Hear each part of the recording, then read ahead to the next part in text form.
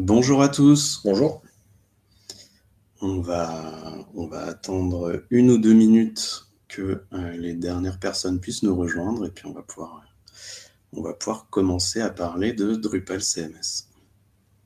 N'hésitez pas à poser des questions dans le chat. On n'y répondra pas forcément durant la présentation, mais il y aura un temps à la fin qui sera dédié pour ça. Donc n'hésitez pas à vous poser vos questions. Et Emmanuel dans le chat les marquera en favori, donc on les retrouvera facilement, vous inquiétez pas. Et puis voilà, puis on va pouvoir y aller. Alors du coup aujourd'hui, on va pouvoir parler du lancement de Drupal CMS. Avant de se lancer dans la discussion, on va commencer par se présenter rapidement. Donc je suis accompagné de Morgane Collet, donc développeur senior Drupal chez Adimeo. Et moi-même, donc Adam Carton-Deviard, je suis le directeur du pôle CMS et Front chez Adimeo. Avant de commencer, rapidement, qui nous sommes. Donc Adimeo, on vous accompagne pour faire du digital le levier de votre croissance. On est une entreprise, une organisation qui est vraiment spécialisée dans la transformation digitale, la mise en place de nouveaux outils, de nouvelles organisations, de nouvelles techniques, de nouveaux dialogues pour vos utilisateurs, vos consommateurs. Notre objectif, c'est de toujours créer des expériences digitales qui soient les plus singulières, uniques, remarquables, performantes. Et pour cela, on regroupe de nombreuses expertises différentes qui peuvent être regroupées en 4 grands secteurs, on va dire. On a tout d'abord toute une partie conseil et stratégie avec des prestations de type audit, études utilisateurs, travail sur une stratégie digitale, de la formalisation de besoins, tout ce qui est AMOA, accompagnement, etc.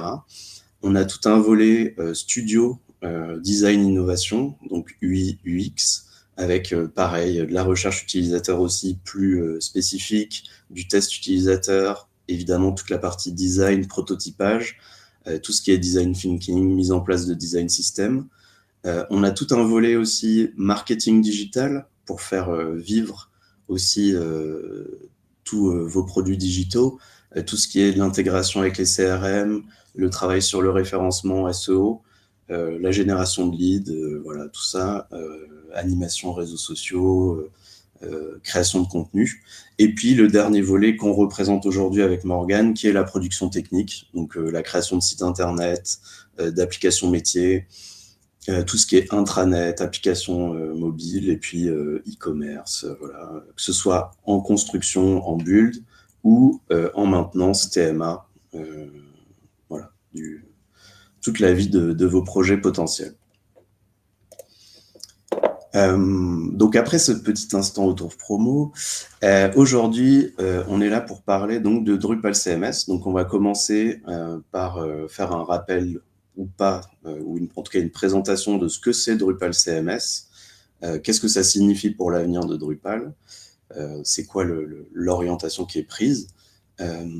Ensuite, Morgane procédera à une démonstration. Je pense que ça va être la majeure partie du webinaire aujourd'hui. Il va être concentré sur vraiment la démo. Je reprendrai la main dans une troisième partie pour un petit peu ouvrir sur qu'est-ce qui est possible à partir de Drupal CMS, en quoi ça vient regrouper le meilleur entre guillemets des deux mondes entre Drupal CMS et le core, et puis on finira sur les questions-réponses dont je parlais juste avant.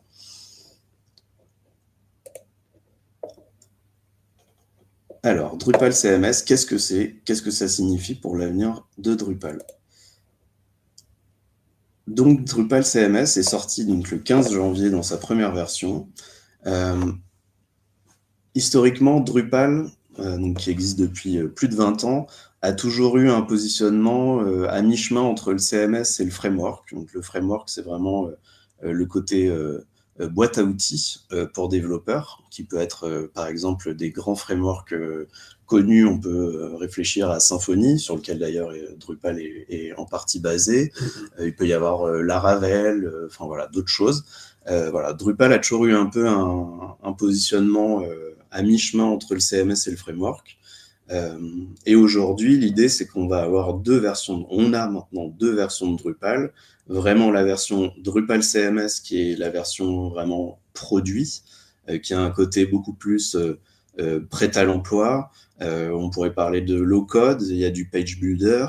Voilà. Ce Drupal CMS, il est construit sur Drupal. C'est une version de Drupal pré-paramétrée, plus simple à utiliser. Et puis, on conserve toujours à côté ce qu'on appelle aujourd'hui Drupal Core, qui est en fait le Drupal qu'on a toujours connu, qui est vraiment sur le modèle framework, qui est flexible, qui est sur mesure, qui permet de construire à peu près tout type de projet web.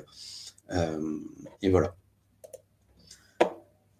Donc Drupal CMS, plus concrètement, c'est vraiment le postulat de départ, c'est de permettre à des créateurs de contenu, des marketeurs, sans expérience forcément de Drupal, de créer facilement des sites sur une technologie open source.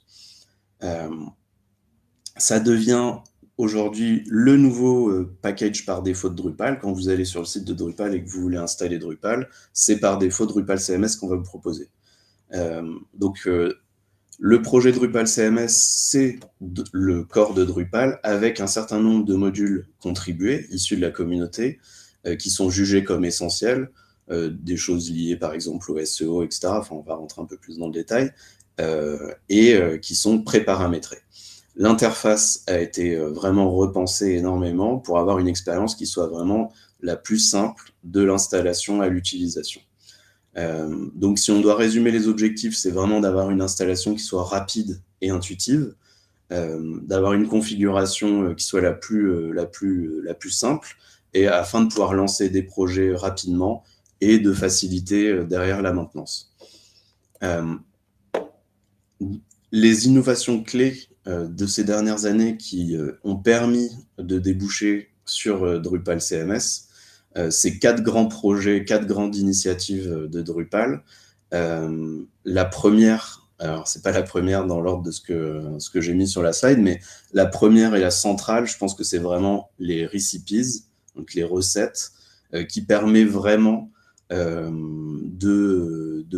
d'avoir des fonctionnalités qui soient installables de manière préconfigurée, d'avoir un cas d'usage commun et de pouvoir l'activer globalement. Donc ça, c'est vraiment un changement majeur. Et puis après, on a 3 autres projets dont on peut parler et qui vont venir renforcer Drupal CMS, le côté simplicité d'utilisation et de maintenance. Donc le premier, c'est les mises à jour automatiques, donc l'initiative Automatic Updates, qui permet un peu comme ce qu'on peut voir dans d'autres CMS comme WordPress, de faire les mises à jour de manière automatisée. Donc ce qui est intéressant. Après, ça dépend du type de projet. Je pense que sur des projets qui sont un peu plus complexes, il vaut mieux rester sur l'ancienne façon de faire les mises à jour. Mais pour des petits projets simples, rapides, c'est très bien. La deuxième initiative complémentaire, c'est Project Browser, qui permet d'aller chercher des modules directement depuis le back-office et de les installer rapidement. Et la dernière innovation, c'est l'Experience Builder, qui est pas encore en version stable, qui est en version expérimentale, et qui est vraiment le sujet de 2025 qui va s'améliorer et arriver jusqu'à une version stable et permettre d'être utilisé. Et voilà, on en reparlera peut-être un petit peu après. Vraiment, le changement culturel majeur avec le lancement de Drupal CMS, c'est vraiment cette approche marketer first, on pourrait dire, qui est vraiment changer la cible de Drupal et permettre à des gens peu ou pas techniques de pouvoir bénéficier de toute la puissance de Drupal, de sa robustesse, etc., en ayant des fonctionnalités qui leur sont dédiées, qui soient les plus intégrées possibles. Donc sur le SEO, sur la gestion des médias, sur les outils d'analytics, sur la gestion du consentement RGPD, toutes ces choses-là, qu'elles soient déjà présentes, qu'elles soient activables facilement, paramétrables facilement. Et voilà, donc c'est un changement majeur qui s'accompagne aussi d'une amélioration de la documentation pour qu'elle soit plus orientée sur des utilisateurs, comme on appelle, métier, donc vraiment dans cette approche plus marketeur, communicant. Ce qui est intéressant aussi dans toute l'initiative autour de Drupal CMS, c'est que c'est une opportunité de travailler aussi sur l'IA. Et c'est aller au-delà de simplement l'IA pour générer du contenu. Donc, on est tous très conscients de ce qui peut se passer avec les solutions type ChatGPT, enfin tout ce qui est de type LLM ou génération d'images, etc. Donc, c'est des choses qui sont intéressantes, qui ont leurs limites néanmoins, on le voit. L'approche que Drupal CMS amène, qui n'est pas encore totalement mature et prête, mais qui néanmoins a le mérite d'exister et de proposer des choses, qui est une approche en fait de se servir de l'IA pour aider à la création et à la configuration de son site. On va pouvoir activer dans Drupal CMS, et Morgane le montrera, un agent avec lequel on va pouvoir discuter et auquel on va pouvoir demander, par exemple, de nous créer des types de contenus, donc de pouvoir en partie paramétrer son site. Donc voilà, ça c'est vraiment quelque chose qui démarque, je pense, Drupal des autres solutions CMS, et c'est vraiment très intéressant. C'est pas encore tout à fait mature, comme je l'ai dit, mais on a vraiment cette philosophie qui est mise en place avec une approche où l'idée c'est que l'IA soit là pas que pour générer du contenu, parce que ça, il n'y a pas besoin forcément de l'intégrer dans le back-office, ça peut être fait à côté et être récupéré. Mais voilà. Oui, sur la génération de contenu, on a des limitations. Par exemple, sur le SEO, on sait que les moteurs de recherche, ils sont capables de voir qu'un contenu a été généré par IA. Donc, il faut se méfier. Il faut vraiment se méfier. Là, ce que propose Drupal, c'est vraiment de vous aider à construire votre site, pas forcément créer le contenu, même si c'est aussi présent, hein, bien sûr, mais voilà, c'est vraiment ce qui démarque Drupal. On va passer à la démo. Allez.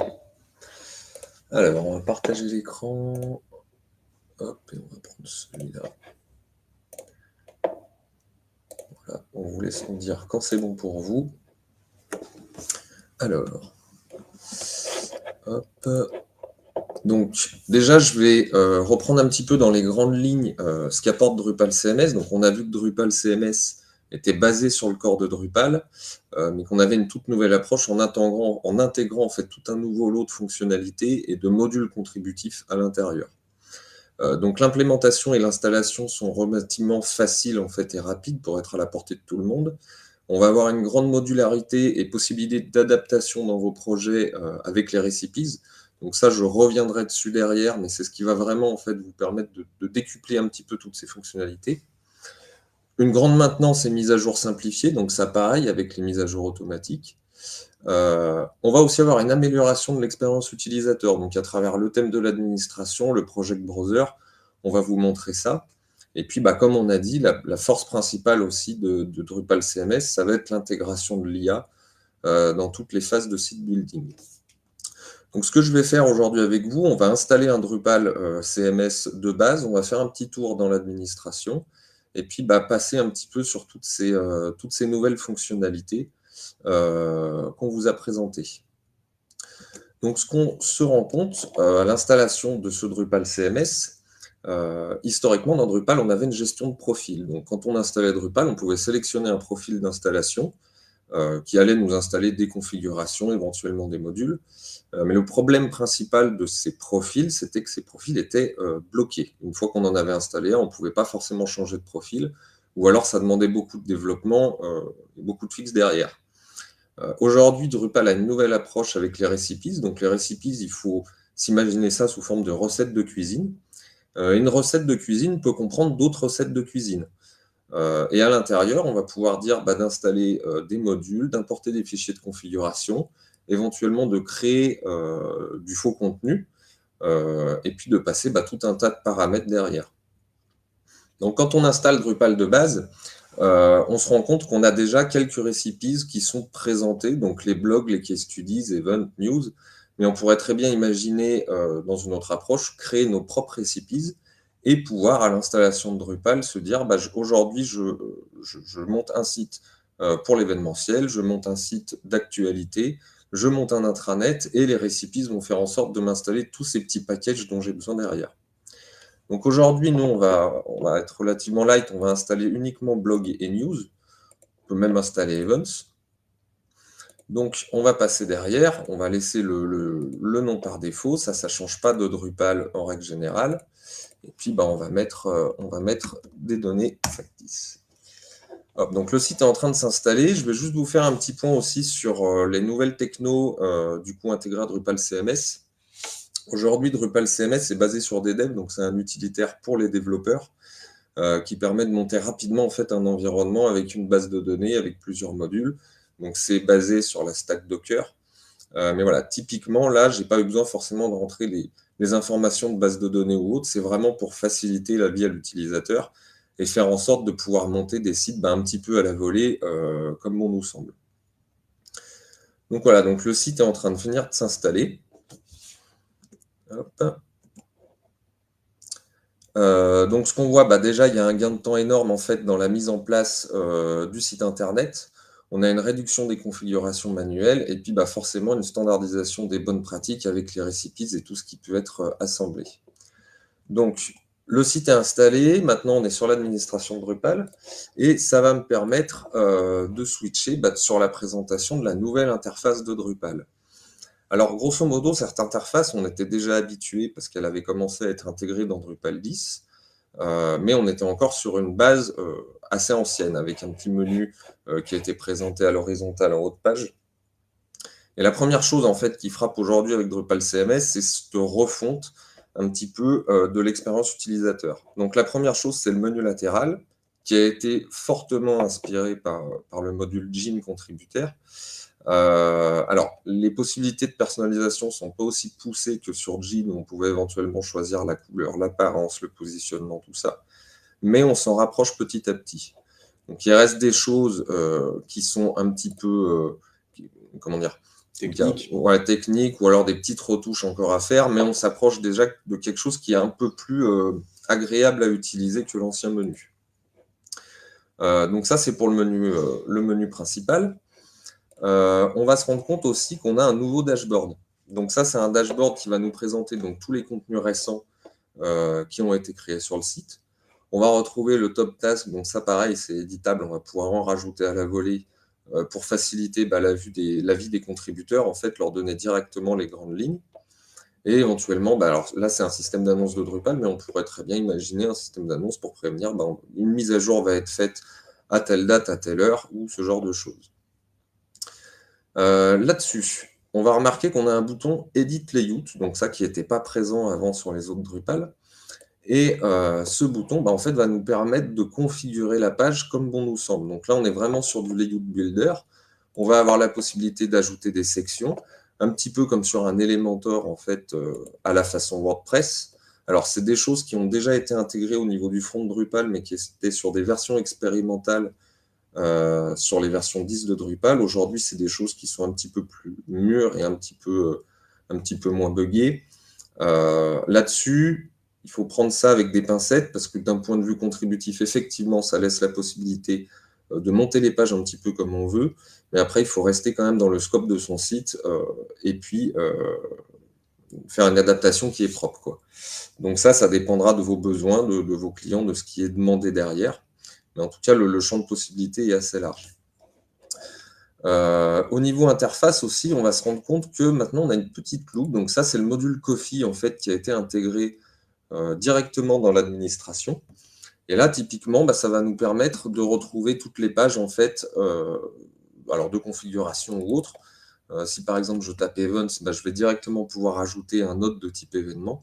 Donc voilà, ça, c'est des choses qu'on peut aussi étendre dans les fonctionnalités pour éventuellement retrouver directement des nodes ou autres. Mais voilà, on est toujours sur cette volonté d'améliorer en tout cas l'expérience utilisateur et de la faciliter le plus possible. Hop. Tac, tac, tac. Donc là, je vous ai présenté le layout builder. Ce que je vais vous présenter maintenant aussi, donc la nouvelle grosse fonctionnalité qui a été intégrée, on en a parlé tout à l'heure, c'est le Project Browser. Donc là, je vais vous passer plusieurs tabs. La première, ça va être la Recommended. Donc c'est celle qui va présenter les récipices de base de Drupal. Donc c'est les recettes dont on vous parlait tout à l'heure.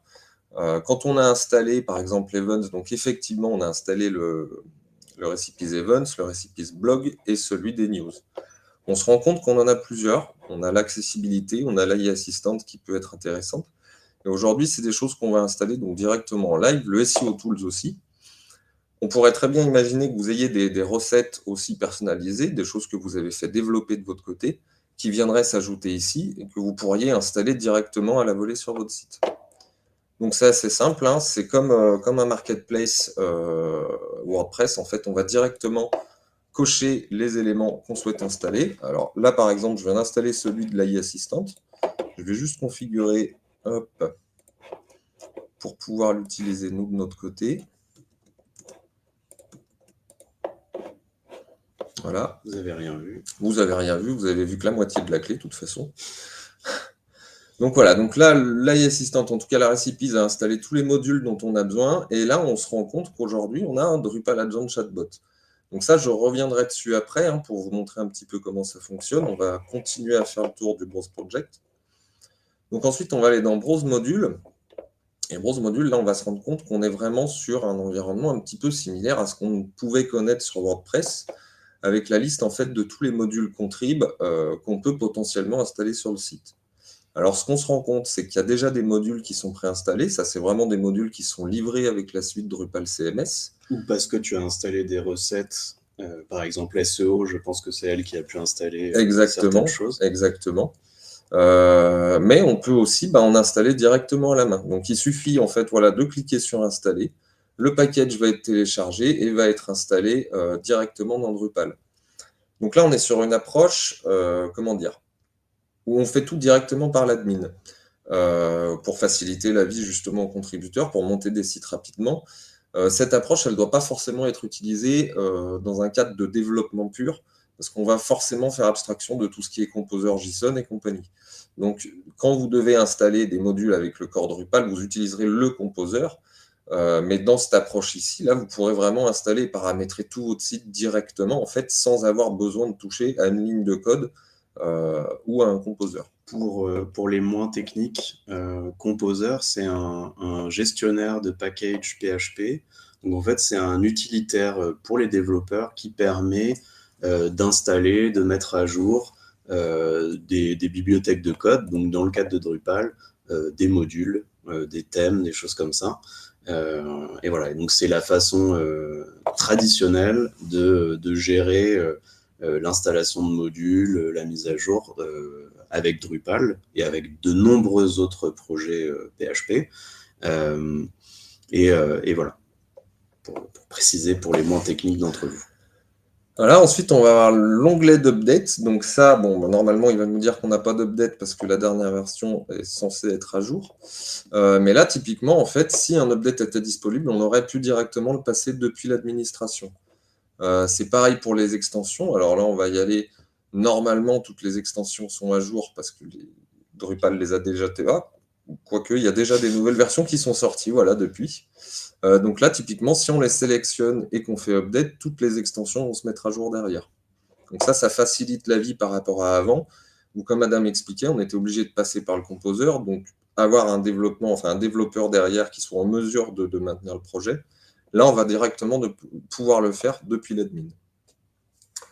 Donc voilà pour la partie, en tout cas, Project Browser. Donc ça, c'est une grande avancée parce qu'on va pouvoir installer vraiment rapidement tout ce qu'on veut. Et on va passer maintenant sur une deuxième partie, donc tout aussi importante, c'est l'intégration de l'IA directement dans Drupal. Peut-être avant que tu passes à ça, je voulais juste préciser, là vous voyez l'interface est en anglais, mais on peut installer les traductions pour que tout soit en français. Oui. Voilà, je tiens à le préciser, on ne va pas le faire maintenant parce que ça va prendre un petit peu de temps et que c'est pas forcément très utile pour la démo, mais petite précision quand même importante. Le dashboard, tout le back-office de Drupal est traduit dans un très grand nombre de langues et voilà, c'est pas un problème. Voilà. C'est bien de le préciser. Donc voilà, donc dans configuration AI, on va se rendre compte qu'on a plusieurs éléments qui sont venus s'ajouter par rapport au Drupal classique qu'on connaît. Donc on va rentrer dans le premier onglet qui est assez important. En fonction en fait du modèle du LLM que vous avez sélectionné, donc nous en soi on a sélectionné OpenAI, on va pouvoir éventuellement sélectionner des modèles à utiliser pour tel ou tel cas de figure. Alors nous, dans notre cas de figure, on va utiliser le chatbot agent derrière. On va juste changer, on va passer sur GPT-4 au mini, je vous expliquerai après pourquoi. On a quand même des petites limitations, il ne faut pas oublier que c'est quelque chose qui vient de sortir sur Drupal. Donc c'est tout nouveau, voilà, ça doit encore maturer. Alors, on va avoir aussi l'AI Agent, donc ça, on va revenir un petit peu dessus après, mais aujourd'hui, Drupal, en fait, va nous permettre de créer des agents personnalisés pour interagir avec les LLM. Et en fonction de ces agents, on va pouvoir en dégager toute une série en fait, d'actions qui vont pouvoir être réalisées automatiquement sur le site. Donc là, typiquement, on a toute une gestion de champs, une gestion de taxonomie, une gestion de type de contenu. Et quand on va demander à l'agent de, par exemple, créer un type de contenu, il va s'appuyer sur ces agents qui ont été développés et qui ont été un petit peu spécifiés pour répondre à tous les use cases, pour créer des types de contenu ou des taxonomies. Ces agents-là, aujourd'hui, il n'y en a que 3. Il y en a d'autres qui sont en développement au niveau de la communauté Drupal. On a des agents pour les vues, des agents pour les médias. Mais c'est des choses aussi aujourd'hui qui sont vraiment au stade de développement. Donc typiquement, aujourd'hui, vous pourrez créer que des types de contenus, des taxonomies et des champs associés. Mais il faut vraiment imaginer que dans un futur proche, les vues, vous pourrez les créer directement depuis le chatbot, ainsi que des médias ou tout autre type de contenu en fait que vous pourrez ajouter dans votre site internet. Alors pour préciser un petit peu ce que dit Morgane, les vues en fait c'est des pages de liste, c'est des pages de liste et donc les taxonomies c'est des catégories, les nodes c'est les types de contenus qu'on va avoir dans notre site. Par exemple là on a comme Morgane à l'installation a choisi les recettes blog, actualité, événements, on va avoir des types de contenus post de blog, actualité, événements, et la page basique. Donc là, on les a devant les yeux. Donc ce qu'on dit en fait, c'est que en discutant avec l'agent, on va pouvoir lui demander de créer un nouveau type de contenu adapté à un autre usage. Voilà, et c'est typiquement ce qu'on va faire aujourd'hui. Donc on va ouvrir le chatbot Drupal, qui comprend un historique comme dans OpenAI. Donc si vous lui passez des paramètres, il va les garder en historique et puis il va pouvoir retravailler à partir de tout ça. Aujourd'hui, on va lui donner un prompt assez simple. On va surtout lui demander en fait de créer un type de contenu livre et de créer une taxonomie associée pour référencer ces livres.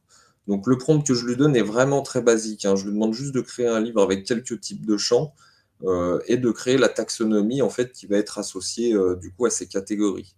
Donc il faut s'attendre à ce que Drupal génère du coup un type de contenu livre, génère une taxonomie catégorie de livres et nous crée un champ référence entre ces deux pour pouvoir associer des livres à une catégorie.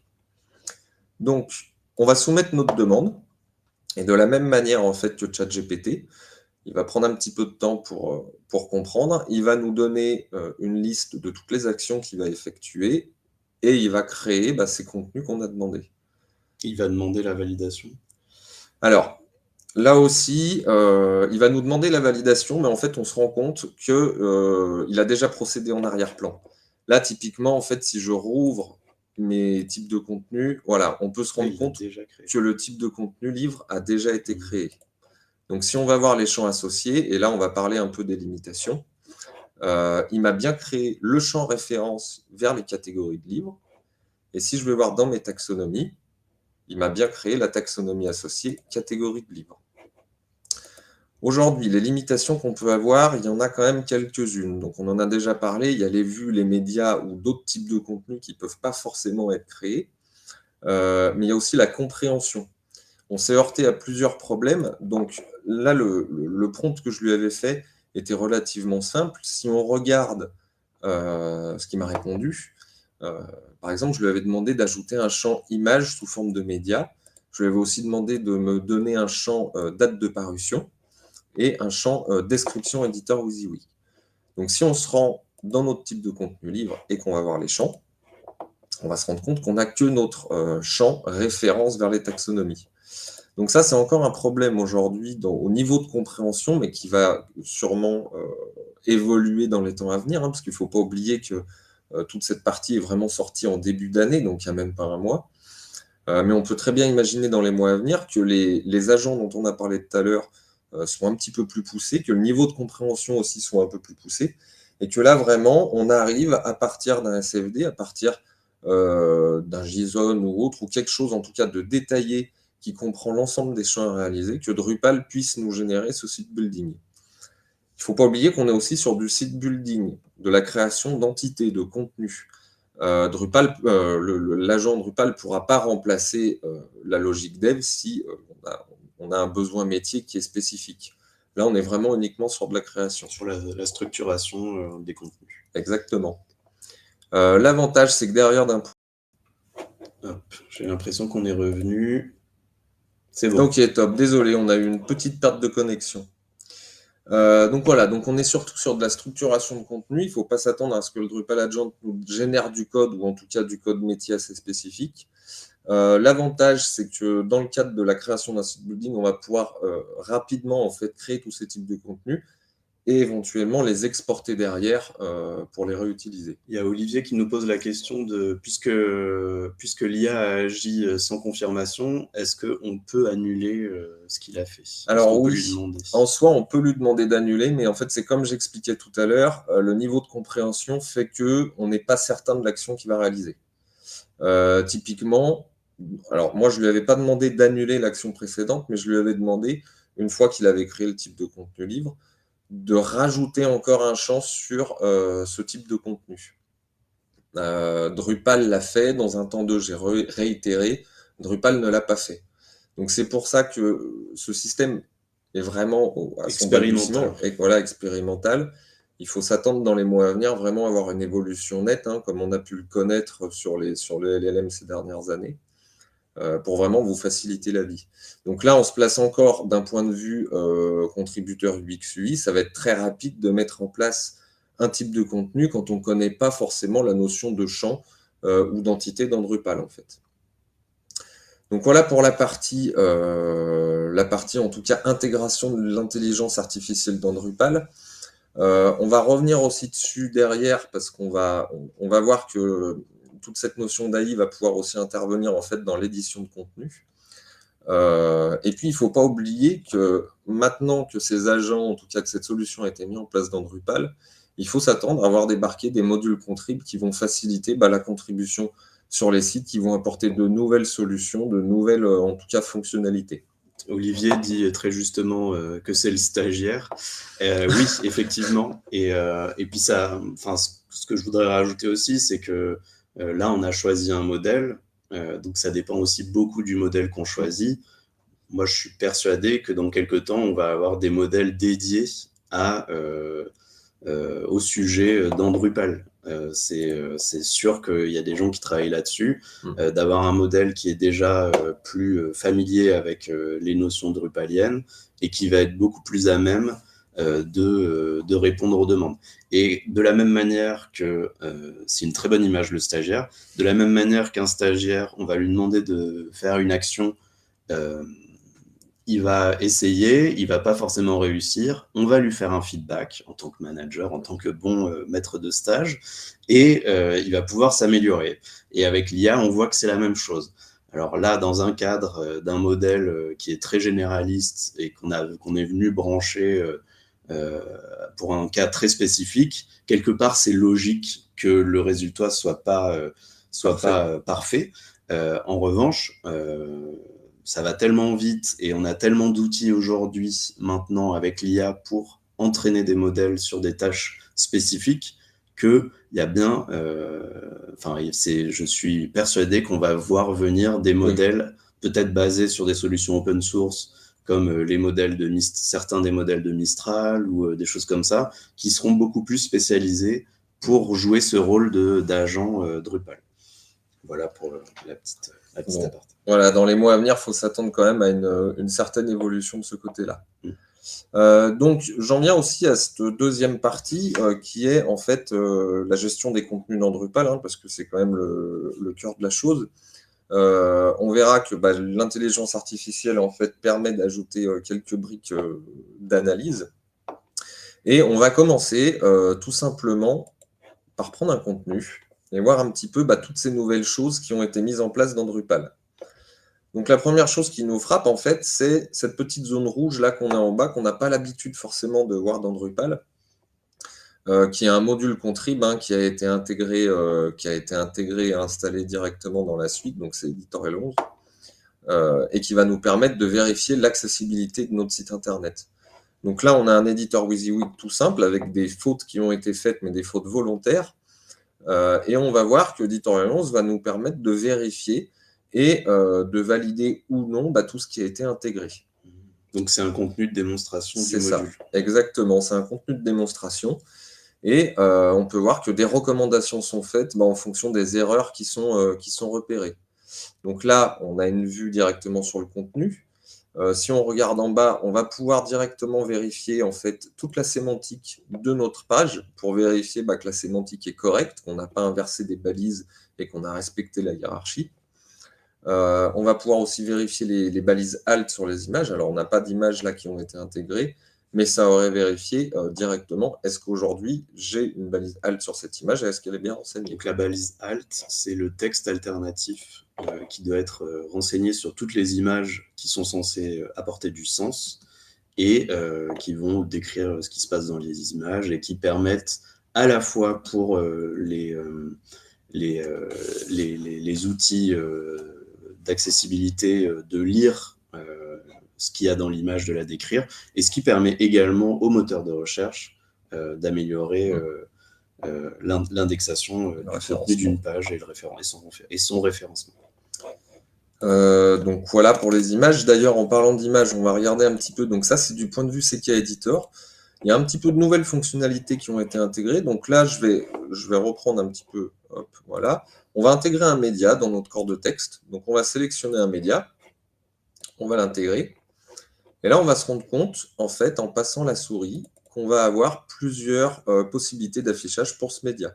Donc, ce n'est pas une image qu'on a intégrée, c'est vraiment un média qu'on va pouvoir éventuellement centrer, disposer. Donc ça, c'est des fonctionnalités qu'on avait, mais qui n'étaient pas aussi évoluées, aussi intuitives. Mais on va pouvoir aussi sélectionner le mode d'affichage de son image, chose qu'on pouvait difficilement faire avant. Avec beaucoup de configuration. On pouvait le faire, mais voilà. Et puis l'interface, l'UX de contribution n'était pas aussi bonne. Et pour aussi revenir sur ce que tu disais, Morgane, c'est pas une image, c'est un média. Qu'est-ce que ça signifie? Un média, c'est une entité dans Drupal avec des champs. Donc en fait, c'est une image, c'est un son, c'est une vidéo en fichier ou une vidéo YouTube, et à laquelle on va pouvoir rajouter des informations, des métadonnées, de la description, un titre, etc. Donc le média, c'est vraiment ce média, image, document, etc., augmenté avec des champs autour. Voilà, on a aussi d'autres fonctionnalités pour ajouter un caption ou autre. Mais voilà, c'est des petites choses qui ont été intégrées à la fois à travers CK Editor et des modules contrib, mais qui vont vraiment vous faciliter d'un point de vue contribution. Pendant qu'on est sur la page d'édition d'un contenu, alors là, on ne le voit pas forcément, mais pareil, il y a un autre module contrib qui a été rajouté qui va nous permettre, alors dans une configuration par défaut, d'enregistrer automatiquement notre contenu toutes les 60 secondes. Chiffre qui peut être bien sûr modifié derrière, ça c'est pas un problème. On va se rendre compte que les options de scheduling sont déjà activées par défaut, donc ça c'est de la programmation en fait. De publication ou de dépublication. Voilà. Et la dernière grosse chose aussi, alors ça qui est souvent demandé, c'est le module trash qui a été intégré dans dans Drupal. Donc là, on va retrouver en fait la poubelle. Et aujourd'hui, dans Drupal, quand vous supprimiez un contenu, le contenu était vraiment supprimé de Drupal. Aujourd'hui, on ne va plus être dans ce cas de figure. En fait, si vous supprimez un contenu, voilà, on est averti, le contenu ne va pas être supprimé, il va être directement déplacé dans la poubelle. Et ensuite, si on se rend dans la poubelle, là, on va retrouver notre contenu qu'on peut éventuellement restaurer ou directement purger pour le supprimer définitivement. Donc, il y a tout un tas de petites fonctionnalités comme ça qui ont été ajoutées pour faciliter la contribution. Je ne vais pas passer sur tous les modules parce que sinon, ça prendrait quelques heures. Je vais juste vous montrer d'un point de vue rapport, il y a quelques éléments aussi qui ont été ajoutés qui peuvent faciliter la vie des développeurs.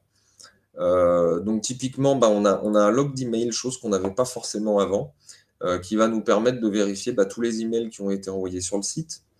D'un point de vue développeur aussi, on va retrouver la feed list. Donc ça, en fait, c'est une vue qui va nous lister tous les champs qui sont disponibles sur le site et savoir où est-ce que ces champs ont été utilisés sur les entités. Donc d'un point de vue conception, ça va nous permettre forcément d'utiliser de la réutilisation, de ne pas réinventer la roue à chaque fois, et de faire un état des lieux de tous les champs qui ont été indexés sur le site. Voilà, en tout cas pour la partie édition de contenu. Je peux vous montrer aussi une petite dernière. Alors celle-là, on va l'ajouter en vitesse. C'est une récipice, je crois, voilà, SEO Tools. Donc le récipice SEO Tools va nous apporter pas mal de briques fonctionnelles qui sont liées au SEO et comment améliorer le SEO de son site. Et juste pour revenir, tu avais installé la recipe sur les Accessibility Tools, et c'est cette recette qui a rajouté le contenu de démonstration. Donc pour dire que les recipes, c'est la possibilité d'ajouter des fonctionnalités packagées avec jusqu'à du contenu, des modules paramétrés, ce genre de choses. Donc c'est vraiment très intéressant. On en a eu une bonne illustration. Voilà, et là, typiquement, on a installé la récipice de SEO et la récipice de SEO indique, quand on installe cette récipice, on va installer le module SEO Checklist, donc ça qui est aussi assez intéressant d'un point de vue contributeur marketing pour vérifier que notre site est complètement compatible SEO, qu'on n'a pas oublié de choses, en tout cas au développement. Donc ça va nous indiquer toutes les choses à vérifier, on va pouvoir les cocher et on va pouvoir avoir un taux de conformité, en tout cas au niveau SEO. Donc voilà, donc ça fait partie de toutes ces petites choses qui ont été ajoutées, qui vont vous permettre de mieux configurer votre site, de mieux le comprendre, sans avoir besoin de faire appel à un développeur, quoi. Et puis pour terminer, en fait, on va vous parler juste RGPD. Donc là, je vais juste aller sur le site. Oui, tu n'as pas montré le front. Oui, j'ai pas. Alors le front, je ne voulais pas montrer parce que le front est assez classique. On avait déjà ce thème qui était au niveau Drupal 11, Drupal 10. Donc le thème n'a pas énormément changé, hein. On est sur quelque chose d'assez classique. C'est le thème de base, hein. Bien sûr, après, on peut installer d'autres thèmes, on peut en faire évidemment développer sur mesure aussi.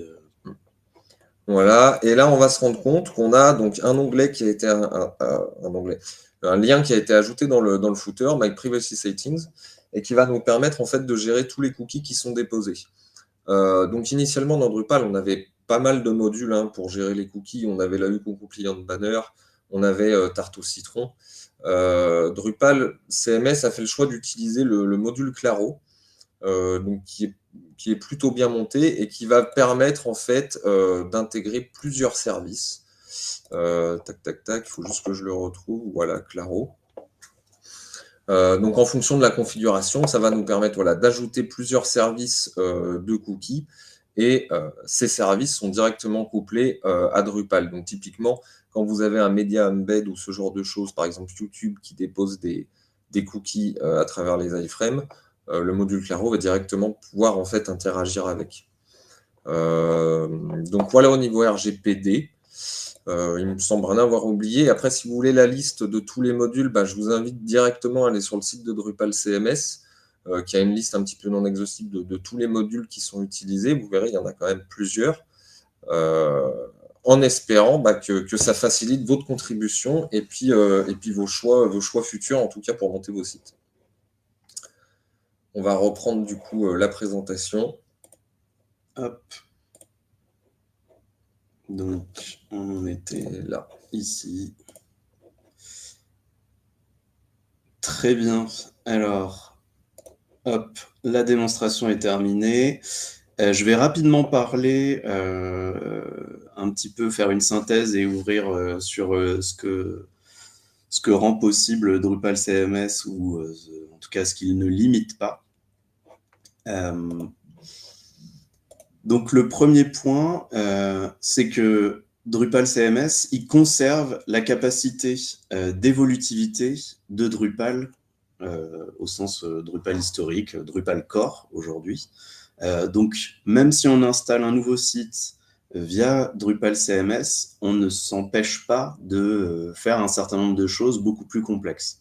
Donc le premier point qu'on peut expliquer, c'est que on est capable de partir de quelque chose de simple en utilisant les recettes prêtes à l'emploi, etc. Donc, vous connaissez pas forcément Drupal, vous installez un site, vous utilisez les recettes, les recipes pour installer un type de contenu, vous utilisez l'agent pour créer d'autres types de contenus, et puis à un moment, vous voulez faire appel à un freelance, à une agence spécialisée sur Drupal, ils n'auront aucun problème à venir se greffer sur le site que vous avez déjà créé pour venir rajouter des fonctionnalités beaucoup plus complexes, et ceci sans avoir besoin de migrer le site, de migrer les contenus sur une nouvelle instance parce que c'est pas possible.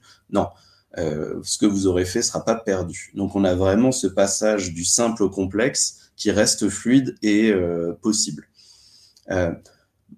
Voilà, avec Drupal CMS, on a un Drupal classique malgré tout, même s'il est préconfiguré avec beaucoup de choses.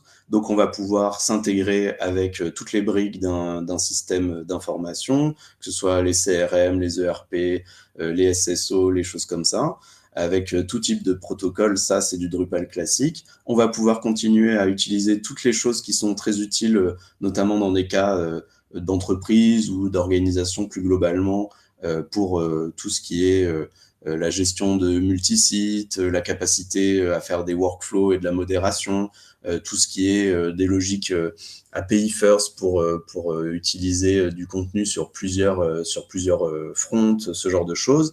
Et on va aussi bénéficier de tout ce que Drupal amène traditionnellement en termes de cache, avec plusieurs niveaux, l'interfaçage avec des caches frontaux externes, la logique interne de Drupal qui est très intelligente, des caches dynamiques pour les contenus, même les contenus personnalisés, et toute cette capacité à avoir des architectures complexes avec de la mise à l'échelle, de la scalabilité, des architectures load balancées. Voilà, tout ça reste possible. On ne perd pas le côté architecture complexe qui est possible avec Drupal nativement. Je l'ai un tout petit peu évoqué, mais il y a aussi cette partie industrialisation, dans le sens créer des usines à sites.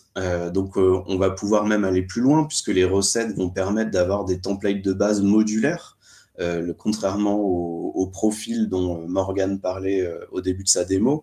On va pouvoir donner la main au responsable de la communication, enfin peu importe, mais en tout cas le profil, mais la personne en charge de la gestion du site, on va lui donner la main de créer des nouveaux sites et de les configurer avec des blocs fonctionnels qui seront prévus, de choisir des thèmes, etc. Et d'utiliser des modules et des fonctionnalités qui seront, entre guillemets, standardisés. Donc ça veut dire qu'on va pouvoir faire une usine à sites qui va combiner de la standardisation avec quand même de la flexibilité. On va avoir un socle commun robuste, mais on va avoir des zones qu'on va pouvoir personnaliser et on va pouvoir créer des extensions spécifiques pour un site ou pour un autre assez facilement. Donc voilà. Le dernier point que je voulais mettre vraiment en avant, c'est qu'on garde aussi un des grands avantages de Drupal, qui est le côté open source. C'est pas qu'une question de philosophie, c'est aussi un certain nombre de sujets qui sont importants et qui sont des avantages non négligeables. Tout d'abord, vous allez avoir le choix en tant que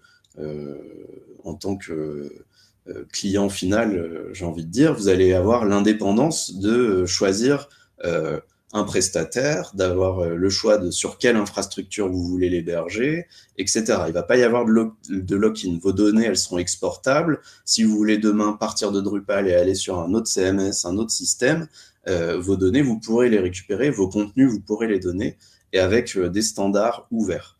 Donc ça, c'est un avantage non négligeable par rapport à certaines solutions, notamment SaaS propriétaires. L'autre point, en étant dans l'open source, c'est que vous bénéficiez d'un écosystème qui est riche et qui est actif. On évalue à environ 100 000 experts Drupal dans le monde, donc c'est non négligeable, avec un support multilingue dans des dizaines de langues différentes, avec tout ce que ça apporte en termes d'innovation collaborative. Le sujet des agents, et on a un bon exemple, même s'il est encore qu'à un stade expérimental, mais ça accélère.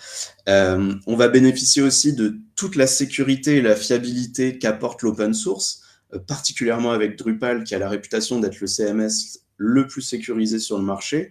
Voilà. Globalement, l'open source est quand même vecteur de sécurité. On pourrait se dire, on pourrait penser le contraire, mais en réalité, plus un grand nombre de personnes est amené à voir un certain code, plus on a de chances de détecter les vulnérabilités. Sur Drupal, on a toute une organisation sur la sécurité. Il y a le cœur, bien sûr, qui est couvert. On a un grand nombre de modules contribués qui sont également couverts et qui sont vraiment très surveillés, avec des mises à jour de sécurité très régulières. Voilà, donc il y a un historique qui est vraiment... Ils n'ont plus rien à prouver là-dessus, franchement. Vous pouvez y aller les yeux fermés. Et puis, il y a un avantage économique aussi à l'open source, c'est qu'il n'y a pas de coût de licence caché. On peut, quelque part, on bénéficie de la mutualisation des développements. Tous les modules contribués de Drupal sont gratuits. Il n'y a pas cette logique marketplace comme sur d'autres CMS comme WordPress. Et donc, quelque part, on bénéficie du développement d'autres personnes. Et puis aussi, comme on est sur une logique avec Drupal, avec énormément de composants réutilisables, on a la possibilité d'avoir un retour sur investissement qui est intéressant, avec la possibilité de réutiliser ce sur quoi on a investi. Avant de passer aux questions-réponses, je vais un petit peu vous redire en quoi, nous, à Dimeo, on peut vous accompagner dans vos projets web sur mesure. Donc, on est capable d'intervenir en amont du projet sur la partie stratégie, conseil, être force de proposition, faire des audits de vos écosystèmes, vous aider à formaliser le besoin, vous accompagner dans la mise en œuvre, et pourquoi pas aussi tout le long de la vie du projet, de mettre en place une veille sectorielle et technique pour vous. Après, évidemment, la création, que ce soit la conception UX, UI, fonctionnelle, la réalisation, le développement et la maintenance de sites, d'intranets, etc., c'est notre cœur de métier avec Morgane aujourd'hui devant vous. Donc, évidemment, c'est des choses qu'on maîtrise très bien. On peut aussi mettre en place, et on a l'habitude de le faire, des usines à sites avec soit des logiques de sous-sites à l'intérieur d'un grand site avec les contenus, les utilisateurs partagés, mais aussi des usines à sites en mode multi-site avec des sites indépendants, des logiques de modèles de sites avec de la mutualisation de fonctionnalités, mais pas forcément de contenu ou d'utilisateurs, et la mutualisation aussi de la maintenance. Et puis, la possibilité de mettre en place des briques complémentaires autour de votre site web, type Data Hub, SSO, les DAM, tout ce qui est Digital Asset Management, donc avoir une bibliothèque de médias partagée entre plusieurs sites. Et puis, sur la partie IA aussi, on est capable d'être force de proposition, de vous aider à mettre en place des modèles entraînés pour des besoins spécifiques, des chatbots pour interagir avec votre public, des assistants, des agents pour vos collaborateurs, mettre en place des workflows complexes, de la qualification de données, de la création de contenu, etc. etc. Et dernière chose avant de passer aux questions-réponses, c'est un tout petit peu vous parler de nos prochains webinars. Donc, jeudi 20 mars, vous pourrez retrouver Leslie et Cordélia qui parleront de l'amélioration de la conversion de votre site web grâce à l'UX design.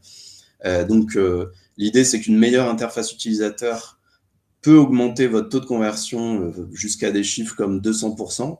Et vous pourrez voir les stratégies concrètes qui vous permettront d'optimiser chaque étape de votre parcours utilisateur, d'améliorer votre taux de conversion. Et voilà. Et donc, Cordelia et Leslie vous parleront de tout ça le jeudi 20 mars à 11h. Le jeudi 10 avril à 11h, on aura un webinaire animé par Naïma et Mathilde, qui sont dans l'expertise plus marketing, et qui viendront parler de la thématique du tourisme, de la culture et des CRM. Donc, 73% des visiteurs attendent une expérience personnalisée quand ils interagissent avec une destination ou un lieu culturel. Et dans ce webinaire, Naïma et Mathilde vous montreront comment, professionnels du tourisme, de la culture, vous pourrez bénéficier et investir dans un CRM pour transformer la gestion de la relation visiteur, dynamiser l'attractivité de vos lieux culturels, de vos destinations, etc. Et maintenant, on peut passer à vos questions. Alors, il y en avait quelques-unes. Hop.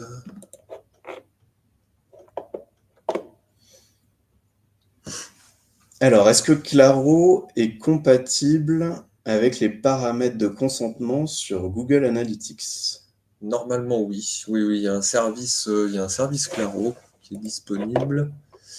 Alors après Google Analytics, ouais, voilà, le service est ici.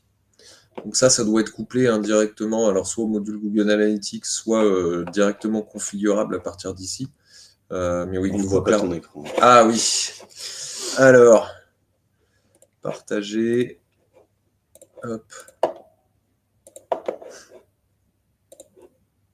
Voilà.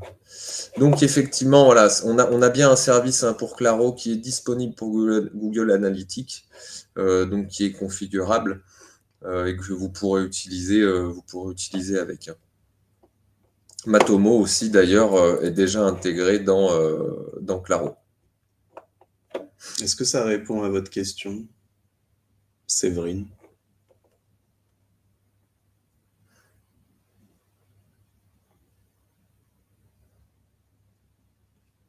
Oui, top. Bon, bah, super. Est-ce que vous avez d'autres questions? Si tu peux couper le partage. Ouais. Alors, en attendant de voir s'il y a d'autres questions qui émergent, merci déjà pour votre présence et votre attention. Pour nous, c'est très important si vous pouvez nous faire des retours. Normalement, vous allez avoir un bouton, un call to action, comme on dit souvent, pour vous pousser à nous mettre une note, à nous faire un commentaire. Voilà, c'est vraiment très important pour nous. Ça nous permet de nous améliorer dans la forme, dans le contenu. Et voilà, donc si vous avez la possibilité de prendre le temps de nous mettre une note et un petit commentaire, on sera très heureux avec Morgane et avec Emmanuel. Alors, merci pour vos remerciements. Si on n'a pas d'autres questions, on va pouvoir arrêter maintenant. De toute façon, on est au bout de l'heure qui était prévue. Alors évidemment, s'il y a une nouvelle question, on y répondra. Alors, RankMath sur WordPress, alors je ne connais pas trop l'extension RankMath, je ne vois pas trop les fonctionnalités qu'elle offre, mais après les suites, alors les modules SEO qui ont été intégrés dans Drupal CMS permettent sensiblement, je pense, la même chose. Alors, le SEO checklist, là on est vraiment sur de la checklist, mais si on regarde tous les modules contrib qui ont été ajoutés, on peut dégager des fonctionnalités, je pense, qui sont assez similaires. Comme Yoast, par exemple, qui peut être intégré. Qui existe dans Drupal. Yoast peut être intégré, ouais.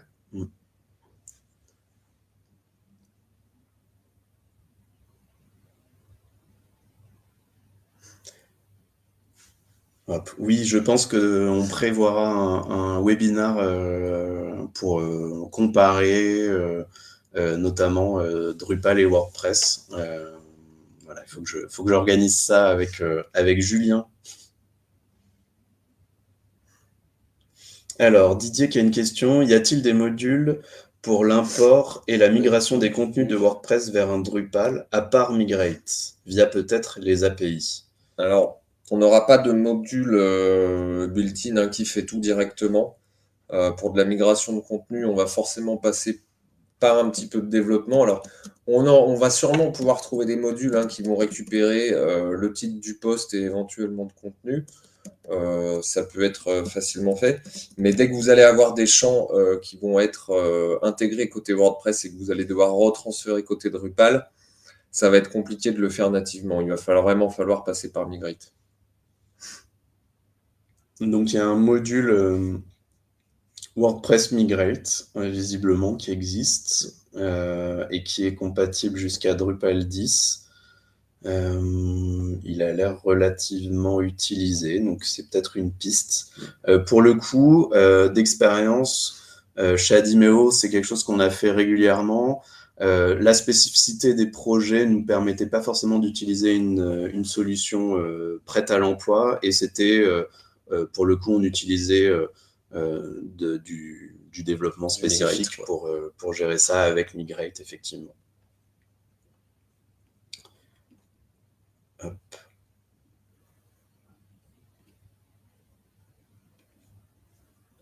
Hop, si on n'a pas d'autres questions, on va pouvoir s'arrêter là. Très bien. Pas de souci. Très bien, Didier. Ok, bon merci encore à tous. N'oubliez pas le petit bouton pour nous faire un feedback, ça nous fera avancer. Voilà, et puis je vous souhaite tous une bonne fin de semaine. À très bientôt. Au revoir. Merci à vous. Au revoir.